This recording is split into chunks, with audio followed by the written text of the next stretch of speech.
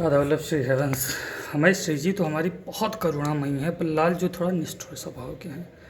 जैसे कि द्रौपदी ने कई बार बुलाया, तब हमारे लालजू आके प्रकट हुए। और हमारी श्री जी ऐसी हैं। आपको एक कथा सुनाते हैं, थोड़ी सी लंबी कथा होगी। अगर आप सुनना चाहते हैं तभी रुकिएगा, अन्यथा आप स्किप करके चले जाइएगा। तो हमारे ब्रज क्षेत्र में जो कि गुलाब खां एक व्यक्ति रहते थे, जो कि मुस्लिम संप्रदाय के थे। गुलाब खां जो कि उनकी एक बेटी थी और बेटी का नाम रखा उन्होंने राधा। तो जब बेटी का विवाह हुआ तो बेटी विवाहित होकर अपने ससुराल चली गई।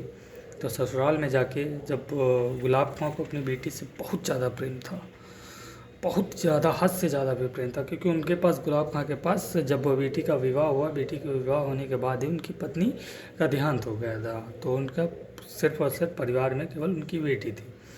तो जब बेटी के से प्रेम हुआ, बहुत ज़्यादा अथाह प्रेम था। जब बेटी विवाहित होकर ससुराल चली गई, तब गुलाब खां जी रोज़ डेली रोते रहते थे, सिर्फ राधा राधा राधा राधा पुकारा करते थे। एक दिन बहुत ज़्यादा व्याकुल होकर वो राधा राधा पुकार रहे थे और अपनी बेटी के ससुराल जा रहे थे। तो राधा राधा विरह में भरकर, भाव से भरकर पुकार रहे थे। तभी रास्ते में जाते हुए अचानक श्री जी प्रकट हो गए और उनकी बेटी का रूप धारण करके जब जाने लगी थी श्री जी अपने महल से, तो सभी सखियों ने रोका कि श्री जी आप मत जाइए, वो आपको नहीं, वो अपनी बेटी को याद करके रो रहा है। तो श्री जी ने कहा कि सबसे पहले राधा नाम किसका था? राधा जो अभी जन्म ली वो राधा नहीं है, मैं अनन्य कालों से भी राधा नाम मेरा है।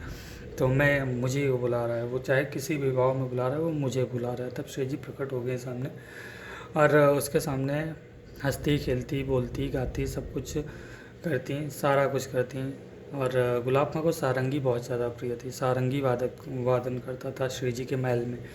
तो एक श्री जी ने कहा कि पिताजी जब आप मुझे बुलाइएगा, भाव में भरकर बुलाइएगा, आप मेरे ससुराल मत आइएगा, वहीं बरसाने में रहकर मुझे बुलाइएगा, मैं तुरंत आपके सामने आ जाऊंगी। तो गुलाब खां यही करते थे। एक दिन गुलाब खां बैठे हुए काफ़ी देर तक उन्होंने रुदन किया। 3 दिन हो गए उन्होंने भोजन न किया।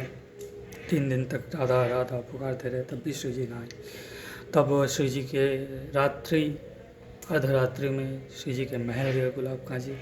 तो जब महल पर गए तब उन्होंने अर्थ भाव होकर पुकारा, तब श्री जी प्रकट हो गई। तो श्री जी जब प्रकट हुई तो उन्होंने बताया, कहा क्यों भाई, क्या दिक्कत थी, अभी तक नहीं आई श्री जी? बेटी राधा तुम अभी तक क्यों नहीं आई थी? तो उन्होंने कहा किसी कारणवश। तो श्री जी ने कहा कि आज आप सारंगी वादन करिए, मैं नृत्य करना चाहती हूँ। तब गुलाब खां जी ने सारंगी वादन किया और श्री जी नृत्य करने लगी। नृत्य करते करते मंदिर की जो है आरती होने वाली थी, सुबह की आरती जो होती है वो आरती होने वाली थी। तब श्री जी दौड़ पड़ी और दौड़ते दौड़ते गुलाब खां भी पीछे पीछे दौड़ पड़े कि श्री जी कहाँ को जा रहे हो, कहाँ को जा रहे हो? तब गुलाब खां जी पीछे पीछे दौड़ पड़े तो वो निकुंज में प्रवेश कर गई।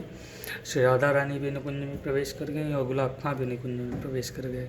गांव वाले सारे ढूंढते कि गुलाब खां भाई कहाँ है, गुलाब खां भाई कहाँ है? तो एक दिन उन्हें पता चला, गुलाब खां जी एक दिन पंडित जी गोसाई जी जब पूजा पाठ करके जा रहे थे, तब उन्हें गुलाब खां जी ने मिले और सारा वृत्तांत सुनाया कि ऐसा ऐसा हुआ था भाई, निकुंज में श्री जी प्रवेश कर गई। तो गोसाई जी ने सारा का सारा वृत्तांत गाँव वालों को सुनाया कि ऐसी ऐसी बात है भाई, ऐसा ऐसा गुलाब खां जी निकुंज में प्रवेश कर गए हैं।